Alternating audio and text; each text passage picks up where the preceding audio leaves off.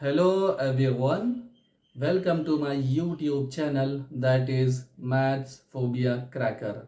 Hi, my name is Ishtiaq Ahmed and today we will discuss about a very important questions related to JEE Mains, CET and NDA.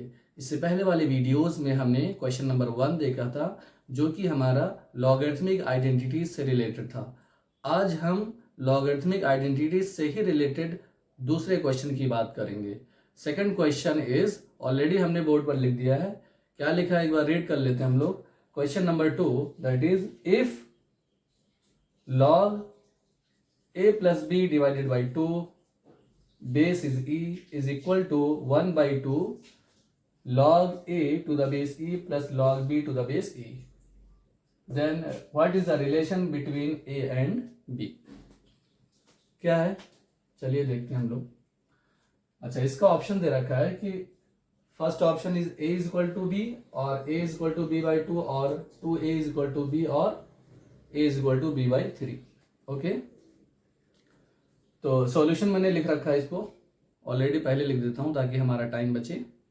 Given that, क्या given है, log argument is a plus b by 2 base is e is equal to 1 by 2 log a to the base e plus log b to the base e।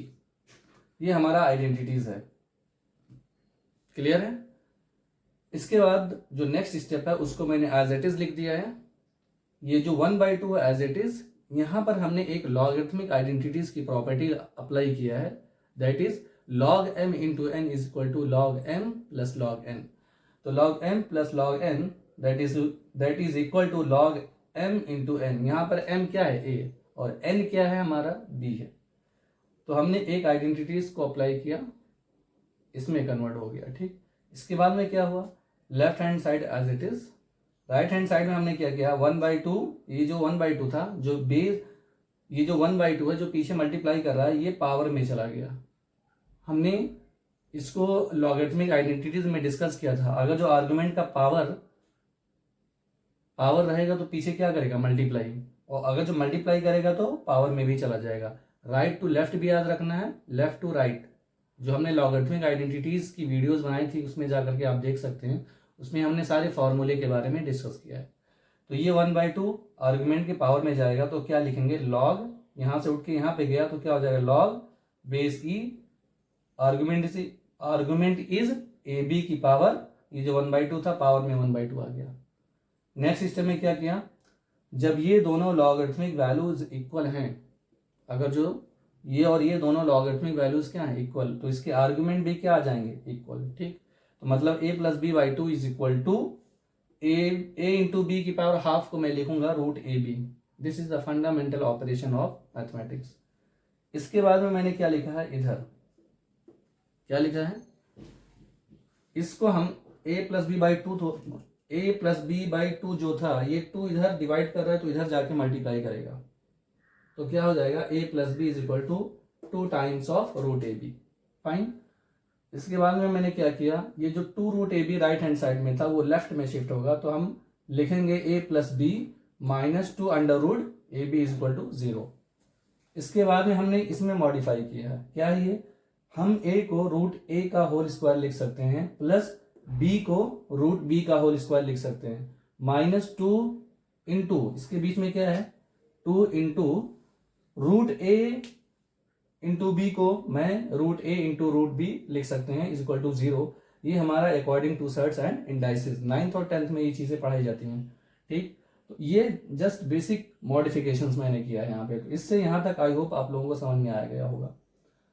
इसके बाद यहाँ पे अगर जो हम इसको a कंसीडर करें, आप लोगों ने a माइनस बी का होल स्क्वायर आई होप सबको याद होगा, ऑलरेडी मैं वर्बली बोल देता हूं, a माइनस बी का whole square is equal to a square plus B square minus 2ab।